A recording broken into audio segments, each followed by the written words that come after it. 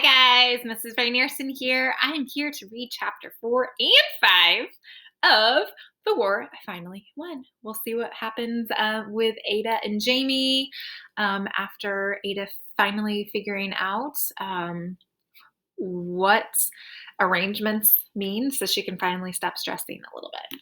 All right, let's get into it. Chapter 4.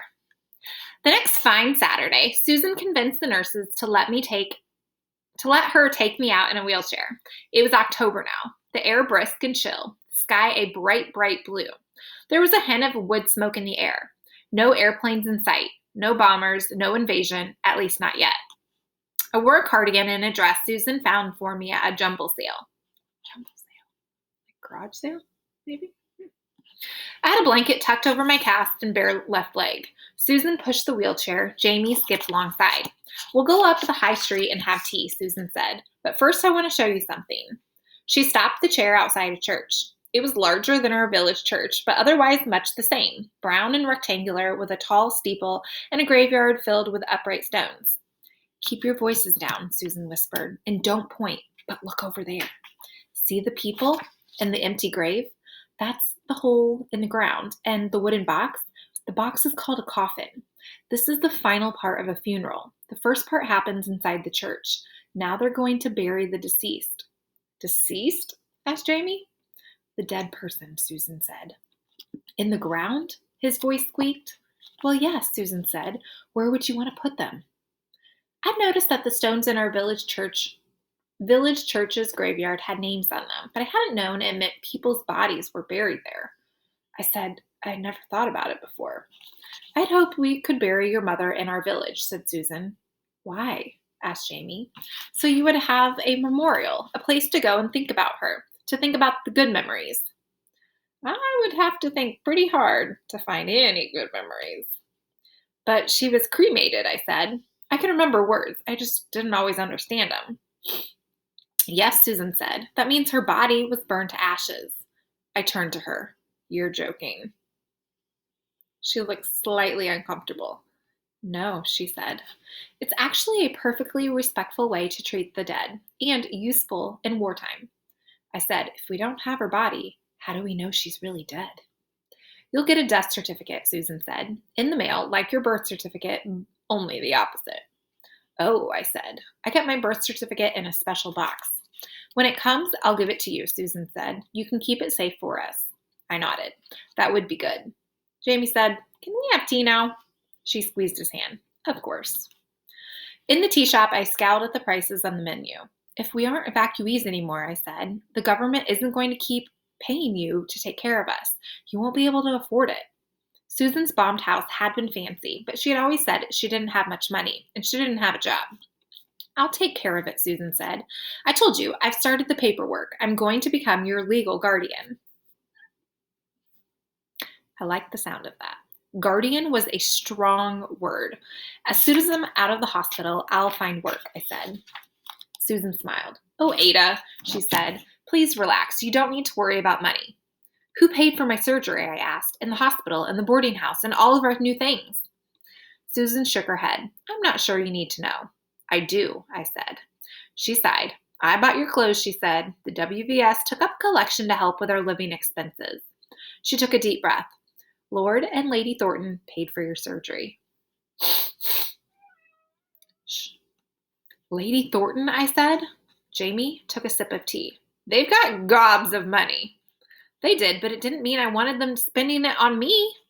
So now I have to be grateful, I said, to Lady Thornton. I never met Lord Thornton. He was always working for the war. I hope you're already grateful to her, Susan said. All the things she's done for you, getting you help with butter, giving you Maggie's old clothes, not to mention the cottage we're going to be living in. Jamie looked up at Susan. She gave us you. That was true. In the end, Lady Thornton's arrangements for Jamie and me had been to sling us into the automobile and dump us off at Susan's house. It had been the best possible thing, though it didn't seem so at the time. I don't want to have to feel grateful, I said. Susan smiled. I understand, she said. Do it anyhow.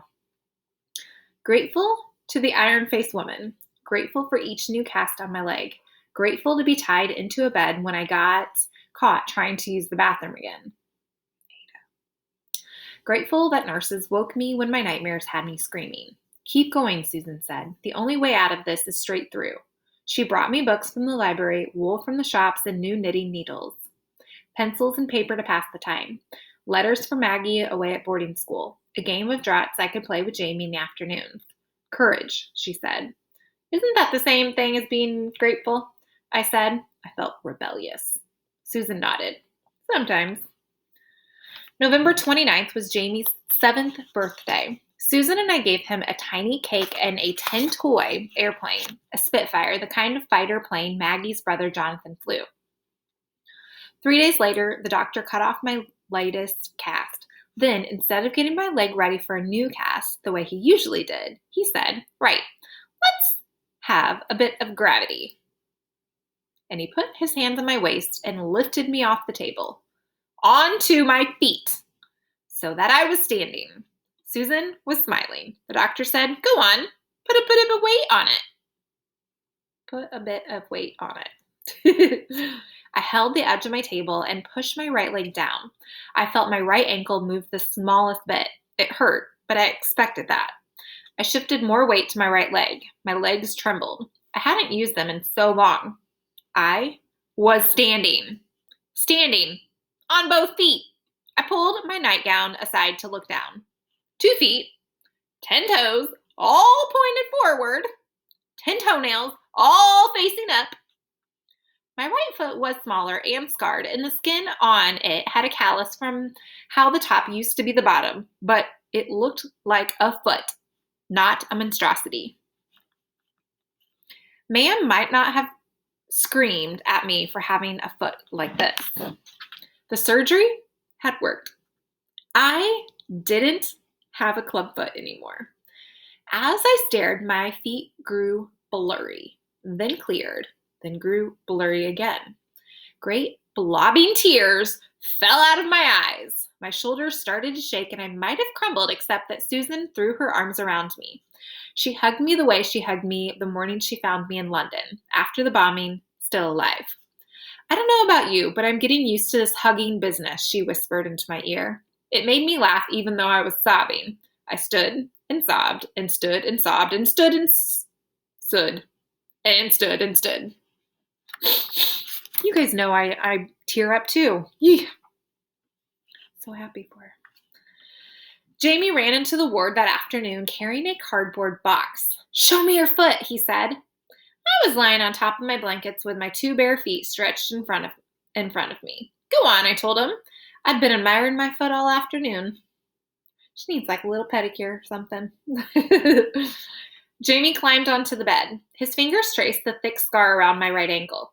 Cool, he said. It's like a real foot now.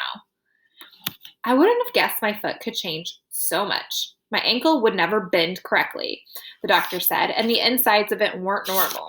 But I would be able to walk around with the bottom of my foot against the ground, and I would be able to wear real shoes on both feet. That was more than enough. Here, Susan said, handing Jamie's box to me. In celebration. What do you think it is? Maybe like a cake? Something for her foot? I lifted the lid. It was a pair of shoes! Leather shoes with a strap around the ankle like the ones Maggie wore. Good new shoes that were almost impossible to find in the shops anymore. Jamie said, we bought them a few weeks ago, the day before your surgery. I slid the left shoe on first. Then I reached down to my new right foot, stuck the toes inside the shoe, pushed the heel down, buckled the strap. The right shoe was a little loose. Both shoes had room at the toes, room to grow. I could wear the shoes a long time. In shoes, my feet looked identical. You couldn't even see the scar. Not but a monster with that ugly foot. That's what Ma'am had said, over and over until it took everything I had not to believe her. I would never have to hear that again. I felt a wave of sudden, overwhelming despair. This was all it took, I said, looking up at Susan. A couple of months in a hospital fixed it. All my life, I'd been miserable because of that foot. Tears came to Susan's eyes. Your mother didn't know, she said. She did, I said. She wanted a reason to hate me. Jamie looked from me to Susan and back to me again. He whispered, I thought you'd be happy. Oh, Jamie, I took a deep breath. I am happy. I swung my legs to the floor. Help me walk. Careful, Susan said. Your legs aren't strong yet. Jamie will take care of me.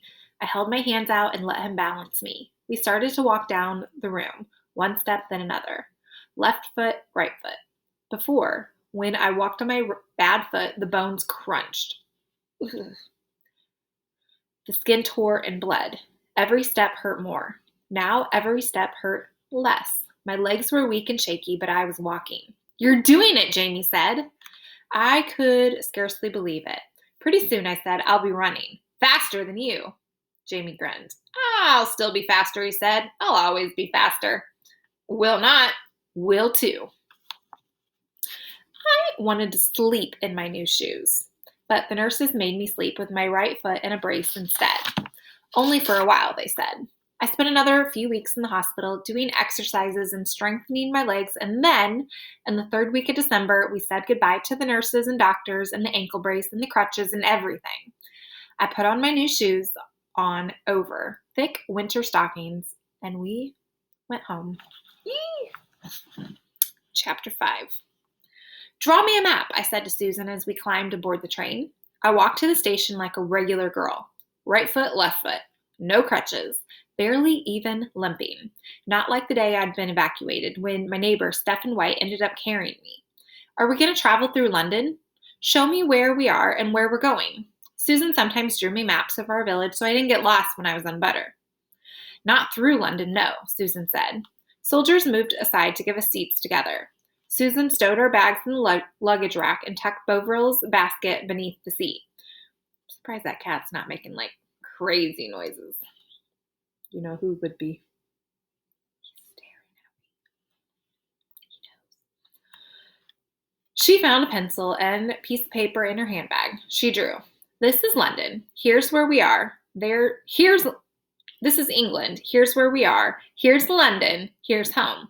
She added a squiggly line to show the train route to Kent. Jamie pointed at the blank space on the side of the paper. What's over there? Dragons, Susan said. We stared at her. She laughed. It's a joke, she explained. People used to draw dragons on the edges of old maps. When the world hadn't fully been explored, map makers imagined dragons living at the far ends.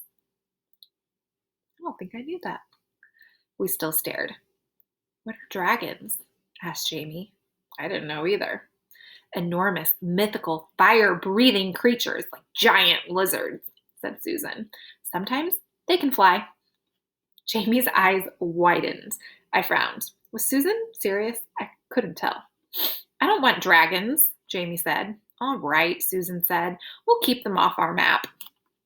She drew the English Channel instead, south of England, and a line for the coast of France on its far side. She wrote, occupied by Germany across France. Worse than dragons, she said. I doubted that. Worse than giant fire-breathing lizards that could fly. Sounded like we should send dragons after Hitler. It was night before we reached our village station. We took the taxi to our new cottage. Jamie pressed his forehead against the taxi's window. We used to live in a treehouse, he said, but now we're going to go live in a cave.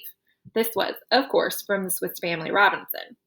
That's right, Susan said. It'll be Spartan at first, but we'll make it cozy. It'll be much warmer and drier than living in that tree. I rolled my eyes. Why do you encourage him? She grinned. Can you suggest an alternative? Well, no, I really couldn't. The cottage was set in gloomy woods, bare now in the winter and somber and gray. Its pale stone walls glimmered in the moonlight. I thought it was supposed to be little, I said. The cottage was twice the size of Susan and Becky's old house. Susan blinked. I expected it to be little. Lady Thornton described it as little. Little, compared to the Thornton house, which was the size of a train station, but not little compared to anything else. Susan paid the cab driver, took an enormous iron key from beneath the flower pot on the front step, and slid the key into the lock on the door. Inside, the cottage was entirely dark. Blackout screens covered the windows. Susan fumbled for a light switch, and a single electric bulb hung from the middle of the ceiling flickered on, barely illuminating a large, nearly empty room. In the corner, something skittered out of sight. Oh gosh, what is it? I hoped it was a mouse, not a cockroach or a rat. Jamie pulled the lid off Bovrill's basket. Bovril growled and streaked toward the noise. Oh gosh, this is going to be bad. I don't want to hear about this. For the first time ever, I loved Jamie's cat.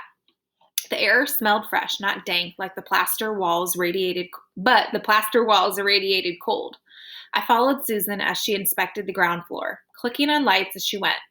On one side of the big room was a kitchen with a rickety table and set of chairs. Behind that was a small back room, empty, and a sort of scullery with a washed broiler and a bin full of coal. Thank heaven, Susan said when she saw the coal. As we approached the stairs, Jamie ran down them. 5 bedrooms, he said. Oh, good, I said. Bovril can have his own. Jamie gave me a look. Bovril and I are sharing. You can have your own. Even better, I said. I went upstairs. 5 bedrooms and a bath. 2 bedrooms were empty. 3 contained beds already made up with pillows, blankets, and sheets. It was kind of Lady Thornton to furnish our beds. Generous, like the full coal bin. Like my surgery. I went back down the stairs. This is how I did it. Right foot, left foot, right foot, left foot. Just normal. Just walking. It felt fantastic. Jamie was hauling a full coal scuttle into the sitting room, and Susan was making up the fire. I said, we don't need this much space. I know, Susan said. I appreciate it. I truly do. But I'd have preferred something smaller. This will cost the earth to heat. Jamie looked up at her through a fringe of tousled hair. We want a big cave, he said. When the storm comes, we'll need room for everyone. I wonder if that's from Swiss Family Robinson. Probably. Susan gave me the bedroom at the top of the stairs, a whole bedroom, all my own. It was large and spare, with a single window, yellow wallpaper, and a cold, bare wood floor.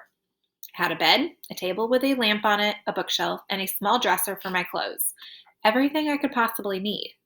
I took off my shoes and put them on the bookshelf, where I could see them if I woke up in the middle of the night. I unpacked my bag, taking out my nightclothes and my extra socks and underwear. From the very bottom, I pulled out the box I kept my birth certificate in. I put that on the shelf beside my shoes. I took off my sweater and dress and put on my nightgown. I shivered and put on my hospital dressing gown. I turned off the light, took down the blackout screen, and looked through the window into the garden behind the house. An Anderson shelter lay half buried near the scullery door, and a large empty square pen enclosed a patch of grass further back. I heaved the window open and thrust my head into the night air. Butter, I said. At Susan's house, Butter lived in the back pasture. Whenever I called him, he'd come galloping, ears and tail alert. He would slide to a stop just in front of me and gently lower his head. He never once knocked me down, not even in the beginning when I was weak and afraid. Butter, I whispered, choking back tears. I missed him so much. Susan came in carrying another blanket. She stood beside me at the window. Tears were rolling down my face now, but Susan didn't comment on them. It's a lovely garden, she said instead. I miss Butter. Susan pulled the window shut. You'll see him tomorrow, she said. First thing. She hugged my shoulders. To bed now. You're worn out. I was. I hadn't realized it, but I was suddenly so tired I couldn't stand. I slid between the cold sheets of the bed. Susan tucked the extra blanket around me. Her lips touched the top of my forehead as I fell asleep.